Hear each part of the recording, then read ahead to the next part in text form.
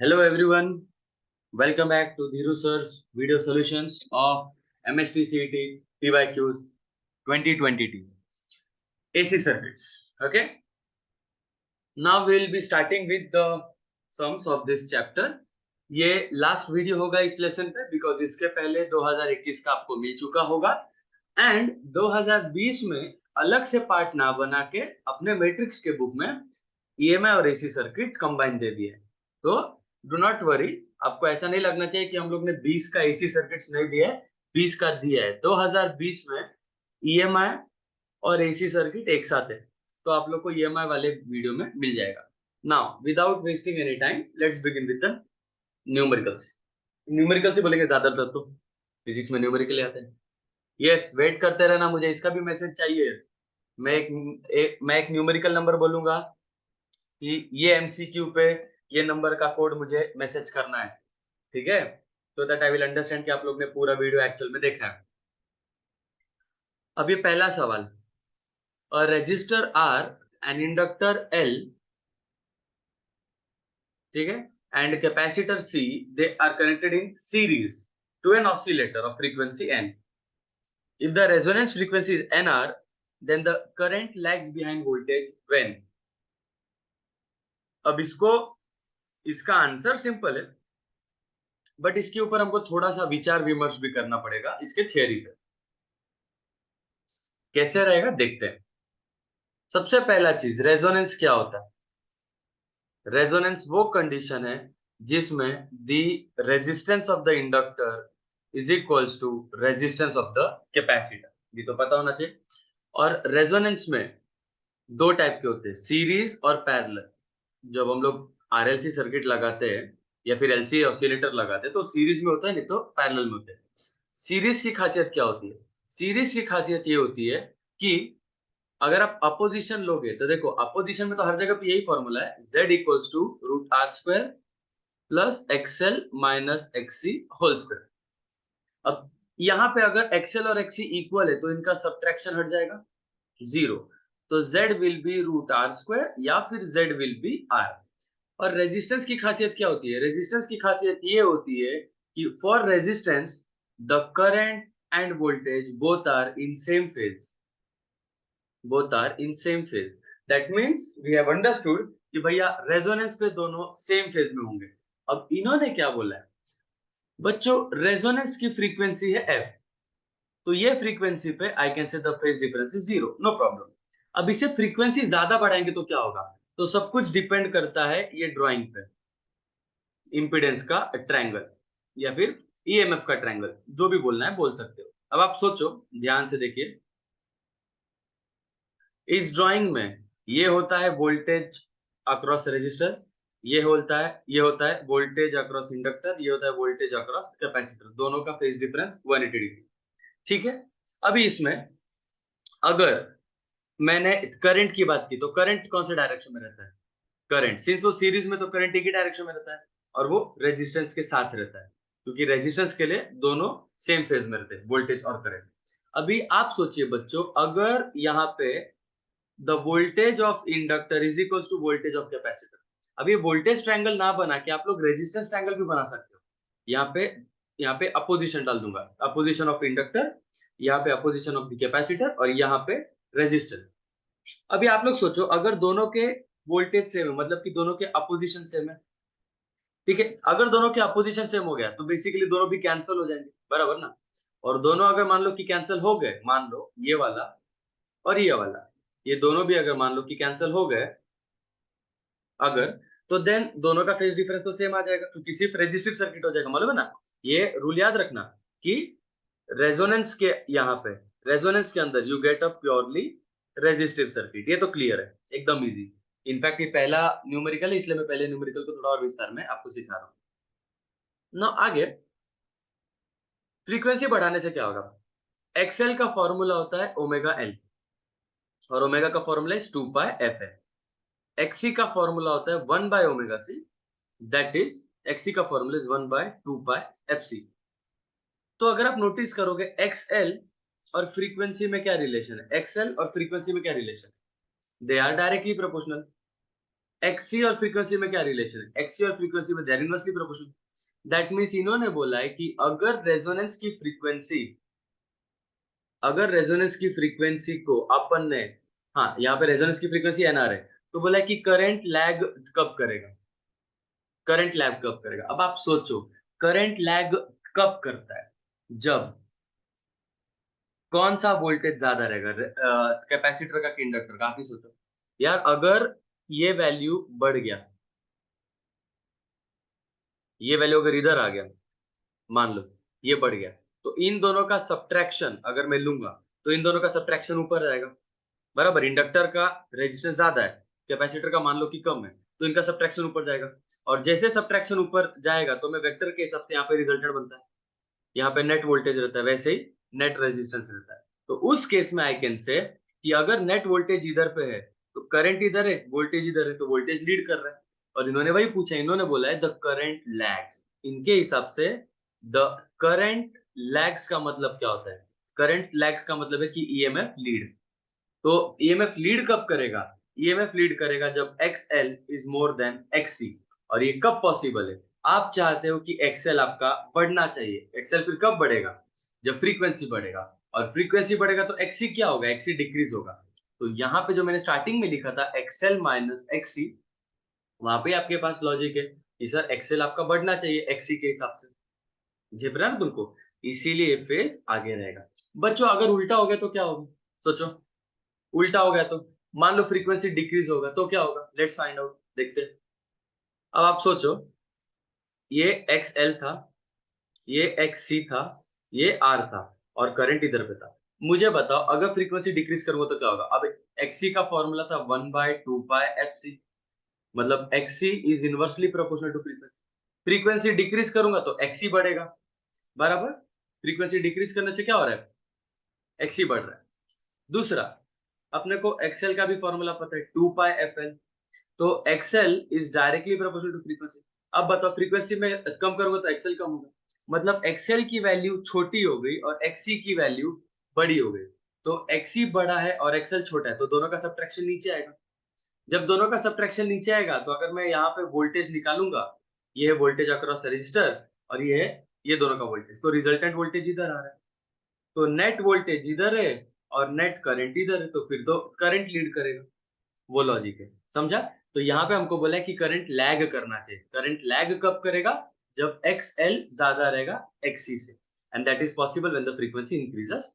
तो इसीलिए इसका आंसर ये है। जेपा है, वीडियो को रिपीट करके देखना, अच्छे से आपको सारा लॉजिक समझ जाएगा। मैंने ज्यादा डिटेल में बताया है, शॉर्टकट में भी आप लोग इसको जा सकते हो सॉल्व करने के लिए, ठीक है? जिसका कंसेप्ट स्ट्रांग रहेगा वो मेरे वीडियो को भगा भगा के देखे। ये अभी मैं बोल रहा हूँ, द स्टूडेंट्स, वेरी इंपॉर्टेंट, ठीक है? The students whose concepts are weak, the students whose concepts are weak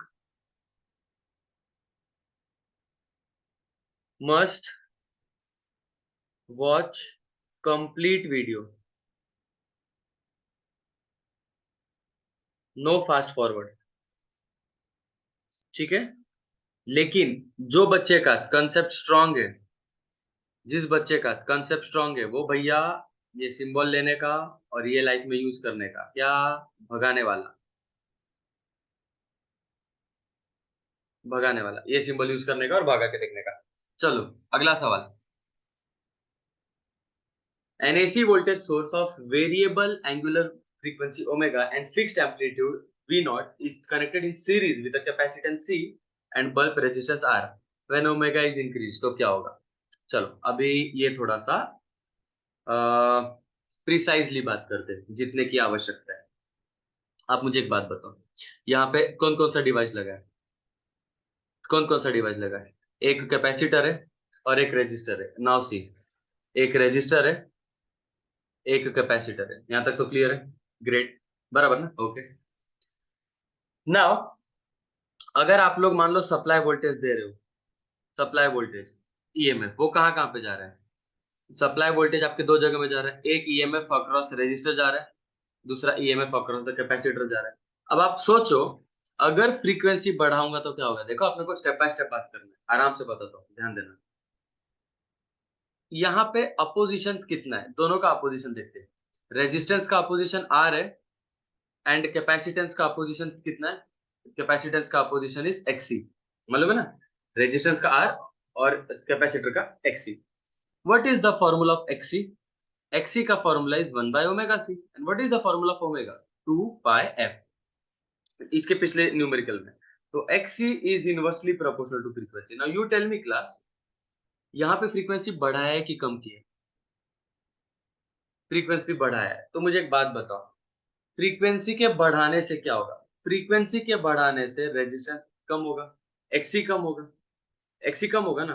तो आप मुझे बताओ, बहुत सिंपल सा लॉजिक है, इफ एक्सी डिक्रीजेस, ठीक है, वैसे भी अपना फ्रीक्वेंसी को चेंज करने से रेजिस्टेंस तो कम नहीं होता है, वो तो सेम रहता है, लेकिन अगर एक्सी कम हुआ तो कहना ऐसे कि opposition will decrease, obviously opposition will decrease. अगर रेजिस्टेंस कांस्टेंट है लेकिन अगर एक्सी डिक्रीज हो रहा है तो टोटल अपोजिशन डिक्रीज होगा। अब मुझे बताओ आई का क्या फॉर्मूला होता है? आई का फॉर्मूला होता है वी बाय आर, यहाँ पे क्या आएगा? V by total opposition. तो अगर फ्रीक्वेंसी बढ़ाया तो अपोजिशन कम हो गया, और अगर अपोजिशन कम हो गया तो करंट बढ़ेगा।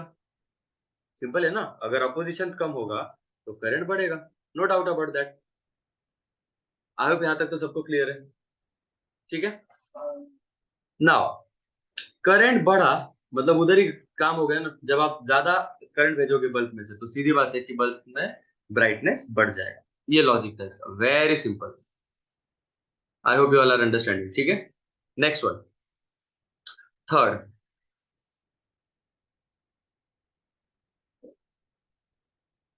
थर्ड में क्या बोला है? Two coils P and S have mutual induction of this much and if the current is this much then the maximum value of EMF is how much? Okay, let's solve this question.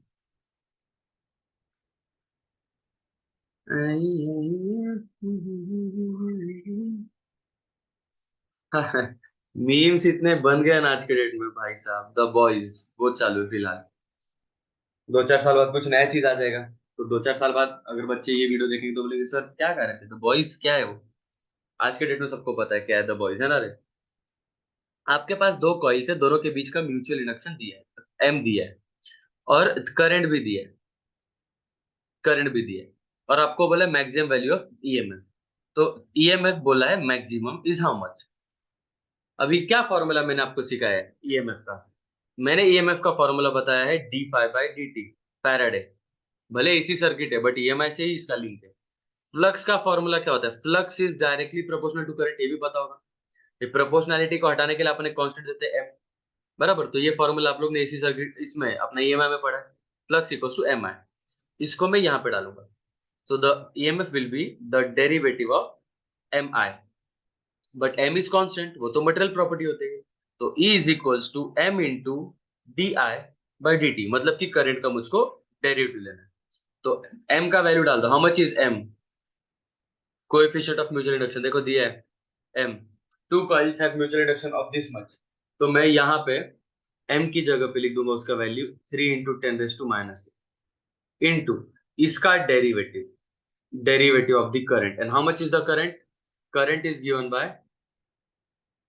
20 sin of omega t, and how much is omega? 50 pi t, बराबर। तो sin of omega which is equals to 50 pi into t। यार इतना क्या खिचड़ी जैसा लिखा है? क्या दुख है मेरे जीवन में? कोई दुख नहीं है, थोड़ा सा लेंदी पे। हाँ, तो 20 into sine of how much? 50 pi T, इसका पूरे का डेरिवेटिव लेना है। अभी इसको जिनको चेन रूल नहीं आता उनके लिए बता रहा, चेन रूल यूज करने का लॉजिक ऐसा है कि अंदर आपको टी दिख रहा है, बराबर। अभी अगर सिर्फ मैंने बोला होता कि ये साइन टी है तो what is the derivative of sign T, answer आता कॉस टी। वैसे ही अगर आपको पूछा what is the derivative of sign of, अंदर सिर्फ टी नहीं है, यहाँ पे फिर कुछ तो है, तो अपन इसको समथिंग बोल दो, चेन रूल का समथिंग। ये मेरा एक ट्रिक होता है, जैसे कि derivative of sine is what? Cos. Sine t का डेरिवेटिव इज कॉस टी, तो साइन ऑफ समथिंग का क्या होगा? Cos of something. Cos of something होगा ऑब्वियसली, साइन टी का अगर डेरिवेटिव कॉस टी है तो साइन ऑफ समथिंग का होगा कॉस ऑफ समथिंग, इनटू वो समथिंग का भी डेरिवेटिव लेना पड़ेगा। ऐसा। तो आंसर क्या आएगा, कॉस ऑफ समथिंग, क्या है यहाँ पे something, 50 pi T into derivative of that something. देखो समथिंग क्या था, 50 पाई टी। तो 50 पाई टी का डेरिवेटिव क्या होगा, 50 पाई बाहर निकालो, वो तो कांस्टेंट है, तो 50 पाई बाहर आ जाएगा, और dt बाई dt तो 1 होता है, तो ये आंसर आ गया। जेपा ये चेन रूल आई होप मालूम रहेगा सबको पहले से, चेन रूल मैं टाइम पास यहाँ पे कर रहा हूँ थोड़ा सा। क्या करूँ, टाइम है मेरे पास, तो मैं थोड़ा सा बोला कि यार स्टार्टिंग के न्यूमेरिकल स्लोली स्लोली पढ़ाता हूँ, बाद में तो भैया भगाना ही है ना। तो इसका डेरिवेटिव क्या आएगा, e is equals to 3 as it is, 10 raise to minus 3 as it is, this 20 is constant, तो 20 को बाहर निकाल दो, into what is the derivative of sine, sine का डेरिवेटिव होता है cos। अब चेन रूल के हिसाब से साइन के बाद इसका डेरिवेटिव 50 पाई टी का, 50 पाई टी का डेरिवेटिव क्या होगा, 50 पाई टी का डेरिवेटिव होता है 50 पाई, जिपा। तो the EMF will be 3 into 20 into 50 into pi into 10 raise to minus 3 into cos of this bracket. एक शब्द है, क्या शब्द है, मैक्सिमम। ईएमएफ मैक्सिमम कब होगा, जब कॉस का वैल्यू ज्यादा से ज्यादा, कॉस कितना हो सकता है, 1 हो सकता है, तो इसको हटा दो, इसको बोल दो ये 1 हो गया। अब सिर्फ मल्टीप्लाई करो, पाई टू जा 10, तो 3 into 10, 3 0 pi 10 raise to minus 3, 10 raise to minus 3 और 10 रेज टू 3 उड़ गया, तो कितना आंसर आ रहा है आपका, 3 पाई। तो 3 इंटू 3.14, ये कितना होता है, 9.52, 9.42। और यहाँ पे मुझे ऑप्शन दिख नहीं रहा है। बड़ा दुख है जीवन में, बहुत ज्यादा दुख है, क्या ही कर सकते हैं। इनके वैल्यूज रॉन्ग होंगे mostly. Let me just verify once again. Flux equals to M है, ठीक है, डेरिवेटिव ऑफ फ्लक्स, एम बाहर है, डेरिवेटिव ऑफ करंट, एम का वैल्यू है 3, करंट का डेरिवेटिव में कांस्टेंट था 20, वो तो आने ही वाला है, मैं सिर्फ नंबर ले रहा 2, और साइन का डेरिवेटिव कॉस हटा दो, और 50 पाई टी का 50 पाई मैं जीरो इग्नोर कर रहा, पाई 2 उड़ गया, वो 10 होता है वो भी हट गया, और 3 और पाई, तो 3 इंटू और 3 नहीं नहीं, इनका रॉन्ग है, इन लोग ने नंबर कुछ और लिया रहेगा मोस्टली, या तो ये अलग रहेगा या तो ये अलग रहेगा। आई थिंक ये कितना होना चाहिए, आई थिंक ये होना चाहिए 4, तब इससे मैच करेगा, if I am not wrong. क्योंकि देख ना अपना आंसर क्या आया था यहाँ पे लास्ट में, लास्ट में आंसर अपने को 3 पाई आया था, मतलब ये 3 था इसलिए आंसर ये 3 पाई आया, ये 2 होता तो आंसर 2 पाई होता। सो ये जो आंसर है ये 1 पाई के लिए आंसर है, ये जो है ये 2 पाई के लिए आंसर है, ये जो आंसर है ये 4 पाई के लिए आंसर है, और ये जो आंसर है वो 5 पाई के लिए आंसर है, बराबर। तो यार नाउ इन लोग ने क्या दिया, देखो 1 2 4, अरे क्या है ये पागल लोग, 1 पाई दिया है, 2 पाई दिया है, 4 पाई दिया है, 5 पाई दिया है, तो 3 पाई क्यों नहीं दिया, हम लोग का आंसर तो 3 पाई था। Stupid people, ignore them. Next question, in LCR series resonance circuit choose the wrong statement. Okay, गलत स्टेटमेंट चूज करो। ओके, रॉन्ग स्टेटमेंट क्या है, at resonance the current is maximum. बेटा एक बात बताओ, ये सीरीज है, सीरीज की खासियत क्या होती है, मैंने आपको हमेशा से बोला है, सीरीज की खासियत ये होती है कि एक्सएल और एक्सी इक्वल होता है, मतलब कि सीरीज में भी रेजोनेंस, ठीक है, रेजोनेंस में एक्सएल इक्वल टू एक्सी होता है। अब सीरीज में करंट का क्या फॉर्मूला था, बेटा भूलना नहीं है, करंट इन पैरेलल और करंट इन सीरीज का अलग फॉर्मूला है। करंट इन सीरीज का formula directly E by Z, और जेड का फॉर्मूला क्या होता है ये पता है सबको, R square plus XL minus XC whole square.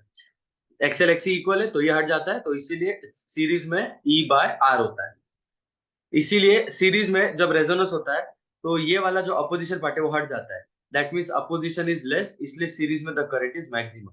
Eight resonance the current is maximum, ये राइट है, और आपको रॉन्ग पूछा है, तो ये राइट वाला ऑप्शन है ना, मतलब ये राइट है आंसर, एक्चुअली स्टेटमेंट राइट है, बट आपको रॉन्ग स्टेटमेंट पूछा है, तो इसको इग्नोर करो। पैरेलल का लॉजिक याद रखना, पैरेलल में जब आप लोग पैरेलल रेजोनेंस लगाते हो, तो formula this is E not cos omega T into, यहाँ पे क्या था, यहाँ पे आया था वो वाला फॉर्मूला, ये दोनों का सब्ट्रैक्शन, ठीक है, 1/ओमेगा एल माइनस 1/ओमेगा सी, ये वाला लॉजिक था, सॉरी 1/एक्सएल माइनस 1/एक्सी होता है, ठीक है, 1/एक्सएल माइनस 1/एक्सी। तो ये वाले केस में अगर इनका सब्ट्रैक्शन जीरो हो गया तो करंट इज जीरो, तो पैरेलल में the current is minimum but series में द करंट इज मैक्सिमम, ये चीज याद रखना आप लोग। ये बहुत बार बोल दिया मैंने, बहुत बार, 2020 में भी बोला रहेगा उसके पीवाईक्यू में, 2021 के पीवाईक्यू में भी बोला रहेगा।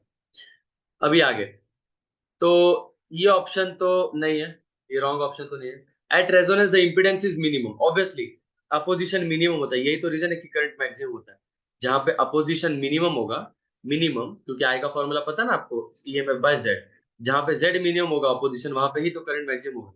तो ये भी रॉन्ग स्टेटमेंट नहीं है। और रेजोनेंस अगर at XL equals to XC, ये भी राइट है, ये तो कंडीशन ऑफ रेजोनेंस है, तो ऑब्वियसली रॉन्ग ही होगा। क्या? The circuit is purely inductive, गलत। रेजोनेंस में जब आप लोग देखोगे, Z का फॉर्मूला सबको पता है, it is R square plus XL minus XC whole square. Resonance में ये हट जाता है, तो Z is equal to only R, मतलब it is a purely resistive circuit. ये मेरे ख्याल से 2021 के पीवाईक्यू के इसमें भी था एक ऐसे कि रेजोनेंस पे सर्किट क्या बन जाता है, तो प्योरली रेजिस्टिव बन जाता है। Next one, with an alternating voltage source of frequency f, inductor L, capacitor C and resistor R, they are in series. Okay. The voltage leads the current by 45 degree, then the value of L is how much? Very good. कौन सा circuit है ये?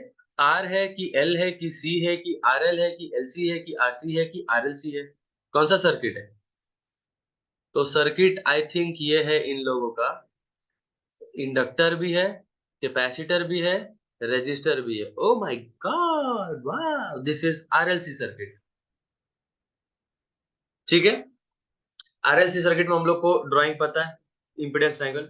ये होता है वैसे resistance, ये होता है रेजिस्टेंस ऑफ इंडक्टर जिसको अपन इंडक्टिव रिएक्टेंस बोलते हैं, ये होता है रेजिस्टेंस ऑफ द कैपेसिटर।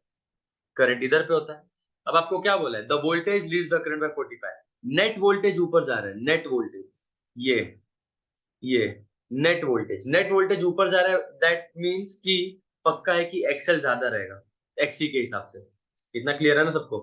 अभी आप सोचो, अगर एक्सएल ऊपर और एक्सी नीचे, तो दोनों का सब्ट्रैक्शन इधर पे आता है फिर कहीं पे, तो this is XL minus XC and this is R, तो दोनों का रिजल्टेंट इधर पे आता है। ये भी सबको क्लियर है।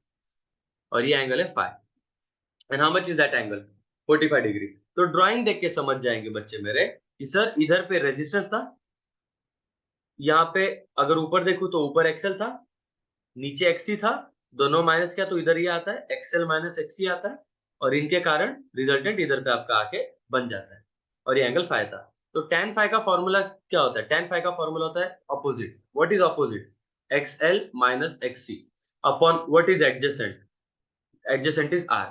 बट ये आपका 45 डिग्री, तो tan ऑफ 45 1 होता है, तो 1 is equals to XL minus XC upon R. R इधर भेज दो, तो XL minus XC is equal to R. क्या ढूंढने बोल रहे ले क्या ढूंढने? एल ढूंढ रहे बोल रहे। एल होता है इसके अंदर आपका छुपा है, एल जो एल लेटर है ना इसके अंदर छुपा है, देखो इधर एल, यहाँ पे छुपा है ना एल। तो एक्सएल का फॉर्मूला ढूंढना है, तो एक्सी को इधर भेजो, तो XL will be R plus XC. अभी what is the formula of XL? Omega L, R as it is. What is the formula of XC? 1 by omega C. Okay, omega L का क्या formula होता है? 2 pi F L, R as it is, और omega C का 1 by 2 pi F C. Now do the cross multiplication यहाँ पे, क्योंकि are के नीचे कुछ भी नहीं, मतलब आर के नीचे 1 है, तो therefore I get 2 pi F L will be equals to, इसको इससे मल्टीप्लाई करो, ये दोनों को इससे multiply, so this is 2 pi F C into R plus 1 into 1 1, और नीचे क्या आएगा? नीचे आएगा 2 pi F C into R. समझाया क्या रे यार? यार कुछ भी झोल नहीं कह रहे, बहुत सिंपल है। अब अपने को ढूंढने को क्या बोला है? अपने को बोल रहा है ढूंढने के लिए एल। एल ढूंढने बोला है, तो 2 पाई एफ को इधर पे भेज दो, डिवीजन में जाएगा, तो L will be equals to, ठीक है, ये नंबर 1 को पहले लिखा और इसको बाद में लिखा, 2 पाई एफ सी आर ऐसे, और नीचे ये 2 पाई एफ आ गया, 2 pi F into 2 pi F C R. तो 2 2 दो बार, पाई पाई दो बार, एफ एफ दो बार, तो 2 का स्क्वायर 4, पाई का स्क्वायर पाई स्क्वायर, एफ का स्क्वायर एफ स्क्वायर, सी एक बार और आर एक बार, और इधर पे क्या है? 1 plus 2 pi F C R. कौन सा ऑप्शन मैच हो रहा है इससे? 1 plus two, 1 plus two, 1 plus two, 1 plus two, इधर ही आ गया आंसर। इनफैक्ट ये सब आपको कुछ भी नहीं था करना, एक्चुअली बताता हूँ, ये ओरली देख के समझ जाना चाहिए बच्चों आपको, सच में, झूठ नहीं। ये ओरिजिन देख के समझ जाना चाहिए कि आपको पूछा है एल, हमको पता है XL minus XC is equal to R होता है, तो XL is equal to directly XC plus R. इनको ऐड करना है ना, तो बीच में आना चाहिए प्लस, ये माइनस से गया, इधर तो है ही नहीं, इधर तो है ही नहीं, डायरेक्ट आंसर है, सॉल्व ही नहीं करने का इसको। अरे ओरल रे, ओरल आंसर आपण बोल रहे हैं ना, ओरल आंसर, टेंशन नहीं लेने का। Next, in the series LCR circuit, the voltage across L, C and R is this much. Then the voltage applies across the combination is how much? बेटा क्या फॉर्मूला था? ये है वोल्टेज अक्रॉस रेजिस्टेंस, ये है वोल्टेज अक्रॉस इंडक्टर, ये है voltage across the capacitor. Inductor और कैपेसिटर दोनों आउट ऑफ फेज, ऑपोजिट। तो मुझे बताओ, दो वेक्टर अगर ऑपोजिट होता है तो कैसे रिजल्टेंट निकालते? डायरेक्ट माइनस करके, ऑब्वियसली। ये होता है ना, in series LCR circuit the voltage across L, C and R is this much and this much. Then the AC voltage applied across this is how much. तो आपको क्या करने का है, सीधा सीधा वोल्टेज अक्रॉस L दिया है आपको 50, वोल्टेज अक्रॉस C दिया है आपको 20 और वोल्टेज अक्रॉस R दिया है आपको 40। मतलब EL दिया है, EL दिया है 50, EC दिया है, EC दिया है 20 और ER दिया है 40। अब ये देख के बताओ, EL और EC ऑपोजिट है तो दोनों को माइनस करना पड़ेगा, तो ये दोनों को सब्ट्रैक्ट कर दो। अब इन दोनों का सब्ट्रैक्शन बता दो कितना आता है? 50 और 40 का, अब सॉरी, 50 और 20 का सब्ट्रैक्शन क्या होता है? तो 50 और 20 का सब्ट्रैक्शन आता है 30। तो इन दोनों का सब्ट्रैक्शन, EL और EC का सब्ट्रैक्शन आएगा, EL माइनस EC का सब्ट्रैक्शन आ जाएगा 30 और ER का आंसर आ जाएगा 40।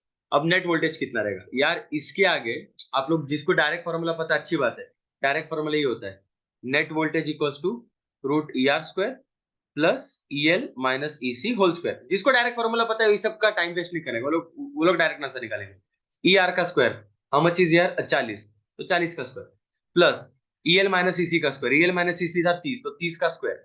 ये हमको पता है कि ये तो फिर ट्रिपलेट है, 3 4 5, तो ऐसे आंसर क्या आएगा फिर? 30 40 और 50, आंसर आ गया आपका 50। लेकिन जिसको ये नहीं पता, वो लोग ड्राइंग से भी निकाल सकता है। ये एक वेक्टर है ER वाला, और हाउ मच इज ER? 40। यहाँ पे EL था, यहाँ पे EC था, दोनों का सब्ट्रैक्शन इधर आता है, this is EL minus EC and that is equal to 30। तो ये एक वेक्टर 30 है, तो इधर पे भी मैं 30 बना सकता हूँ और ये आपका रिजल्टेंट है। तो सोचो, ट्रायंगल के हिसाब से ये 40, ये 30, तो ये कितना भैया? पाइथा बाबा जिंदाबाद। आई होप सबको समझ में आ गया आंसर।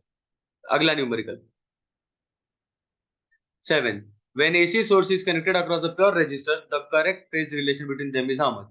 यार अगर आप लोग प्योर रेजिस्टर में लगा रहे हो तो दोनों सेम हालत में होता है, ना लीड ना लैग। मतलब कि ए वाला ड्राइंग राइट है, ए वाला ड्राइंग कहाँ पे आ रहा है? डी ऑप्शन में।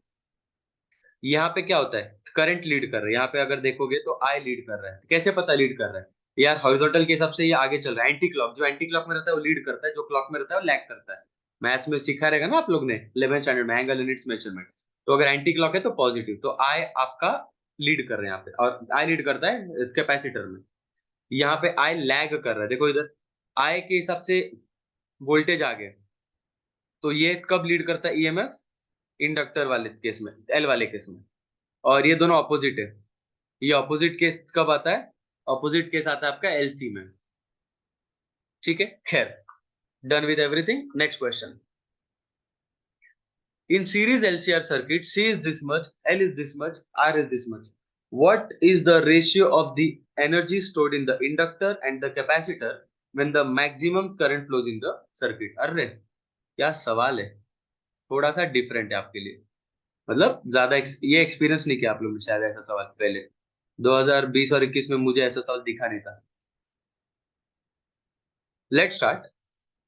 ये क्वेश्चन में आपको बोला है, what is the ratio of the energy, ठीक है, what is the ratio of the energy stored in the inductor upon upon the energy stored in the capacitor, इसका रेशियो।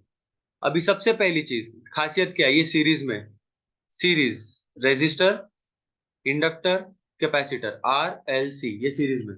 सीरीज में वोल्टेज सेम रहता है कि करंट सेम रहता है? Current same रहता है, जैसे नहीं क्या रेजिस्टेंस इन सीरीज आपने पढ़ा है। बहुत सिंपल है रे, जितने इलेक्ट्रॉन्स इधर से जा रहे उतने इलेक्ट्रॉन्स इधर जाएंगे, उतने इलेक्ट्रॉन्स इधर जाएंगे, तो the current is same. Current same है, ओके, याद रखना। Now let's solve this question, ध्यान से सुनना। Energy of the inductor upon energy of the capacitor, इसके लिए आपको इनका अपना फॉर्मूला याद रखना है। एनर्जी ऑफ द इंडक्टर का फॉर्मूला होता है हाफ एल आई स्क्वायर, और एनर्जी ऑफ द कैपेसिटर का हाफ सी वी स्क्वायर। ठीक है, ये आपको मालूम रहना चाहिए ये फॉर्मूला। इसका डेरिवेशन ईएमआई वाले लेसन में है, और इसका डेरिवेशन इलेक्ट्रोस्टैटिक्स में है। हाफ हाफ उड़ गया, तो it is E L upon E C will be equals to L I square upon C V square. जेपा, अब बहुत सारे बच्चे क्या सोचेंगे पता है, सर सी तो पता है, एल तो पता है, देखो ना इधर सी पता है और एल पता है, सर आर पता है, और तो कुछ नहीं सर, आई और वी नहीं पता।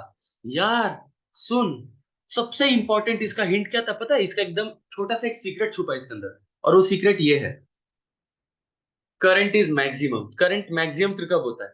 करंट मैक्सिमम होता है जब एक्स एल और एक्स सी दोनों एक दूसरे को उड़ा देते हैं, और जब वो दोनों एक दूसरे को उड़ा देते हैं ना, तो टोटल अपोजिशन में क्या बचता है? सिर्फ रेजिस्टेंस बचता है। नहीं क्या, जेड का फॉर्मूला अपन ने पढ़ा था, Z equals to root R square plus XL minus XC whole square, यही था ना।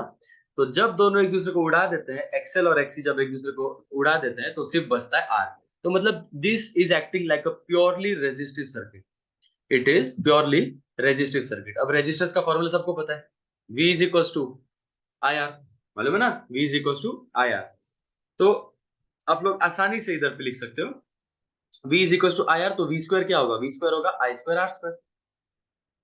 तो यही यही वाला टर्म मैं इधर पे लाऊंगा, यहाँ पे लाऊंगा। कैसा है स्किल्स? ये देख स्किल्स कैसा है, व्हाइट में ब्लैक, ब्लैक में व्हाइट है मस्त है ना। सॉरी, तो L as it is, I square as it is, by C as it is, V की जगह पे क्या लिख सकता हूँ? I square R square. I square I square उड़ गया, तो क्या आंसर है? L by C R square, ये आपका आंसर। इनफैक्ट ये आपको रट्टा मार लो तो ज्यादा बेटर रहेगा, सीटी वाले ये रट्टा मार लेंगे तो बेटर रहेगा।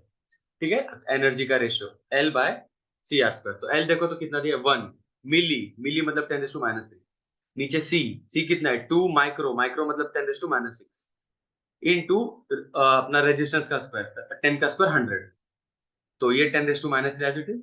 नीचे दो जीरो से लोन को थोड़ा सा फिर कम कर दो, -6 मतलब 6 का लोन चल रहा है, और यहाँ पे दो जीरो एक्स्ट्रा है, तो लोन को थोड़े से चुका दो, तो 10⁻⁴ आएगा। 10⁻⁴ ऊपर भेजो, तो 10⁻³ इंटू 10⁻+4, नीचे दो बचेगा, -3 और +4 इज 10⁻1/2, मतलब 10/2, 5/1। अरे सुख की अनुभूति हो गई। अगला सवाल, 9th one. In the circuit shown, the AC source is this much voltage and omega is this much, then the magnitude of amplitude will be nearly how much? Okay.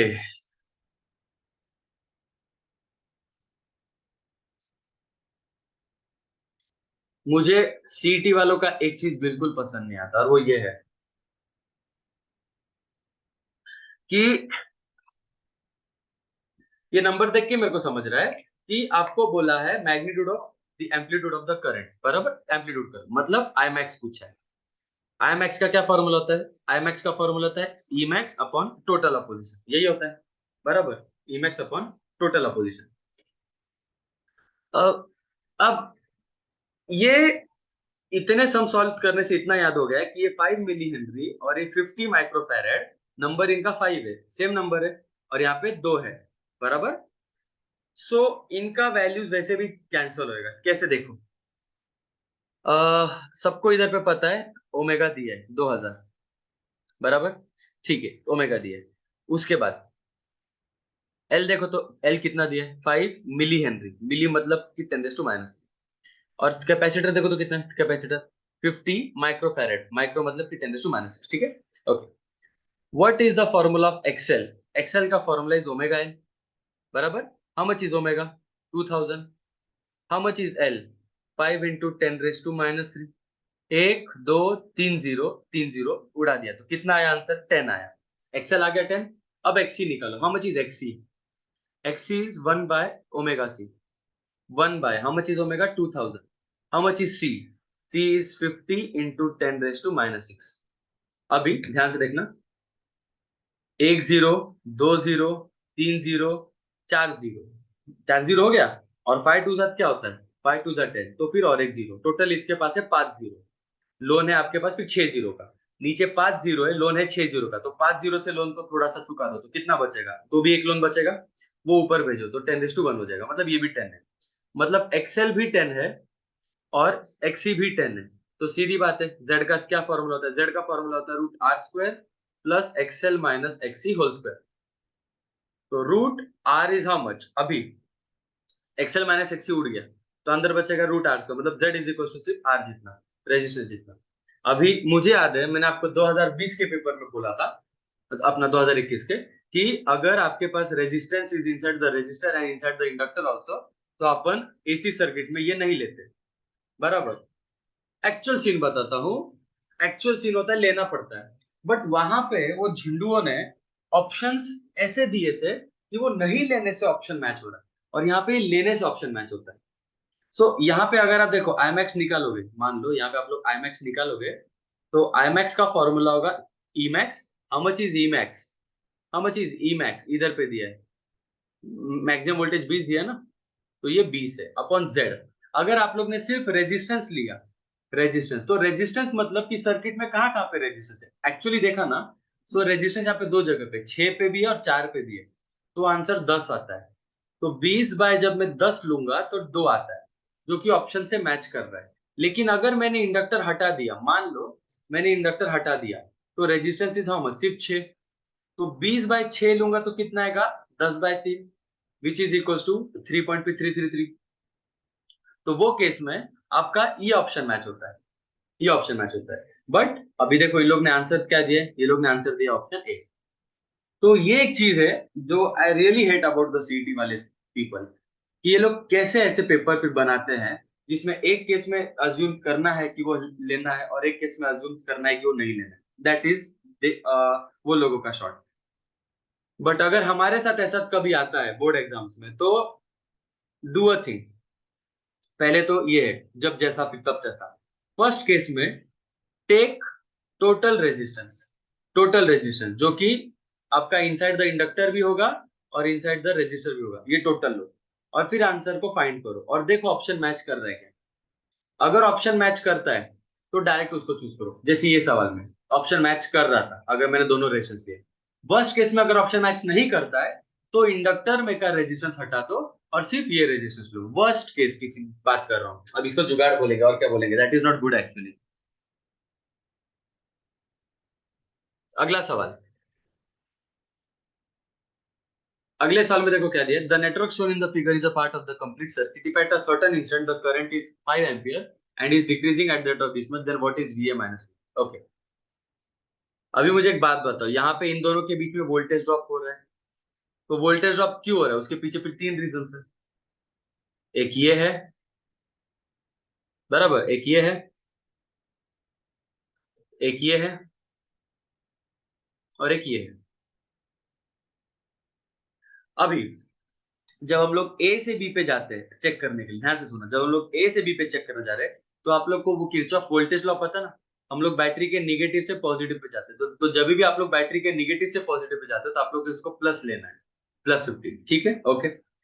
यहाँ पे आप करंट के डायरेक्शन में check कर रहे हो, तो इसका जो वोल्टेज आएगा वो निगेटिव लेना है, ये आपको पता रहेगा वोल्टेज लॉ लगा के, आप जब करंट के डायरेक्शन में चेक करते हो तो निगेटिव आता है, okay. Now the main question is sir इसको क्या लूं, इसको पॉजिटिव लूं कि नेगेटिव लूं, और यहाँ पे सीक्रेट छुपा है। मुझे बताओ, करंट इंक्रीज हो रहा है कि डिक्रीज हो रहा है, करंट, करंट अगर डिक्रीज होता है, ठीक है, करंट अगर डिक्रीज हो रहा है मतलब फ्लक्स डिक्रीज हो रहा है, तो व्हाट विल द इंडक्टर फिर try to do, the inductor will try to increase the flux, बराबर, वो फ्लक्स बढ़ाने की कोशिश करेगा, कैसे, खुद का वोल्टेज डालेगा, खुद का वोल्टेज, तो वो खुद का वोल्टेज डाल रहा है ना, वो सप्लाई कर रहा है, तो इसको प्लस लेना है, झेपा। ये मेन सीक्रेट था, अगर ये आपको आ गया तो आंसर निकालना आ जाएगा। सो आई कैन से ए और बी में टोटल ड्रॉप जो हो रहा है वो क्यों क्यों हो रहा है, एक है द ईएमएफ ऑफ सेल, वो +15, एक है the voltage across resistance which is minus of I R, बराबर, minus of I R, how much is I, I दिया उस मोमेंट पे, वो मोमेंट पे आई दिया है 5, और रेजिस्टेंस दिया है 1, so this is -5 volt. ठीक है, so the EMF is +15, the voltage across the resistance is -5. अब खाली क्या बचा है, that is voltage across the inductor. और वो कैसे निकालेंगे voltage across the inductor?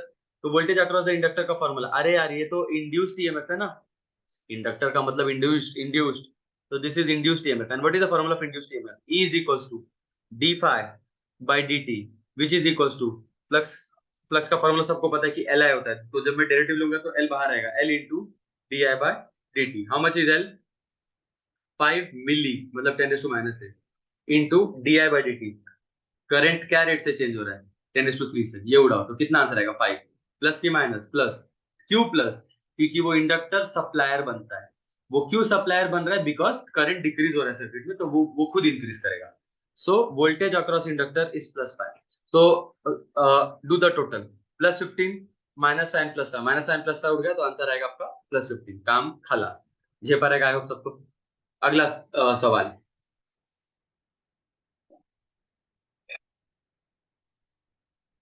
अगले साल में देखो क्या बोला है. The frequency for which a 5 microfarad capacitor has reactance of this much. मतलब आपको फ्रीक्वेंसी पूछा है और दिया क्या है? सी दिया है 5 माइक्रो, मतलब 10⁻⁻⁶. और रिएक्टेंस क्या होता है? रिएक्टेंस होता है एक्सी, मतलब अपोजिशन. कितना अपोजिशन है? 1/1000. तो एक्सी पता है, सी पता है, ढूंढना है एफ. क्या फॉर्मूला एक्सी का? एक्सी का फॉर्मूला इज 1/ω/c. मतलब एक्सी का formula is 1/ω/c. What is the formula of omega? 2πf into C. अपने को ढूंढना क्या है? अपने को ढूंढना है फ्रीक्वेंसी. तो फ्रीक्वेंसी को यहाँ पे भेज दो और एक्सी को इधर पे भेज दो, तो फ्रीक्वेंसी विल बी 1/2π इंटू ये तो एक्स आ गया और यहाँ पे एक कैपेसिटर भी है. झेपा ना. फ्रीक्वेंसी इधर भेज दिया तो एक्स नीचे आ गया, तो 2πx एज इट इज और कैपेसिटर भी नीचे, तो 1/2π into x. How much is x? How much is x? X is 1/1000. X is, देखो ना, x is 1/1000 into c. How much is c? c is 5 pi microfarad, मतलब 10⁻⁻⁶. I hope सबको यहां तक समझ में आ गया. ठीक है. नाउ एक सेकंड ना, if I am not wrong, 2π(x_c). एक सेकंड, अगर मैं डायरेक्टली लिया था तो x is equal to 1/2πfc लिया था और एक्स का वैल्यू इज 1/1000, तो 1/1000 इक्वल टू 1/2πfc एक्चुअली.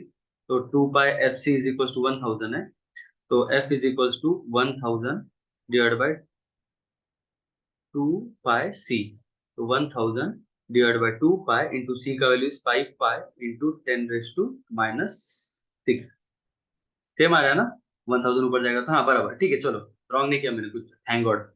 नहीं तो लाइव में बेइज्जती हो जाती. लाइव तो नहीं है, रिकॉर्डिंग है, बट ठीक है, बेइज्जती तो बेइज्जती. बेइज्जती तो बेइज्जती हो गए है. Anyway, now we have to solve this one.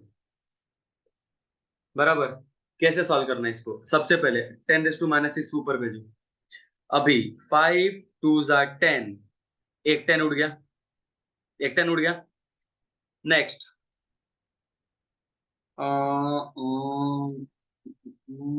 अरे यार, अरे 5 माइक्रो है, मैं पाई क्यों ले रहा हूं? मैं इसलिए टेंशन में आ गया बार बार कि यार मेरा पाई स्क्वायर आ रहा है. गॉड. कैपेसिटर 5 है, खाली माइक्रो है, वो पाई नहीं है. Why am I doing this mistake? I don't know. खैर, पाई नहीं है, दो दो पाई नहीं है क्या? मैं पागल जैसे दो दो पाई ले रहा. ये बस 5 था, तो 5 2 10 हट गया. तो क्या आंसर? 100/पाई आया. 100/पाई. तो दिस इज 100/पाई. और नीचे का 10⁻⁶ ऊपर जाके 10⁻⁶ होता है, एंड दिस इज हर्ट्ज. कहाँ पे ऑप्शन दिख रहा है? ये नहीं दिख रहा है तो छोड़ दो, नहीं सॉल्व करेंगे, आगे बढ़ते हैं. अबे नहीं बे, देखो ध्यान से देखो, आंखें खोलो. 10⁶ हर्ट्ज क्या होता है पता है? मेगा. 10⁶ मतलब मेगा. तो दिस इज 100/पाई मेगा हर्ट्ज. अरे जीवन में सुख है.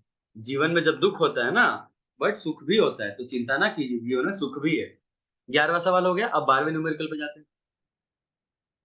12वें न्यूमेरिकल में क्या बोला है? Let's see.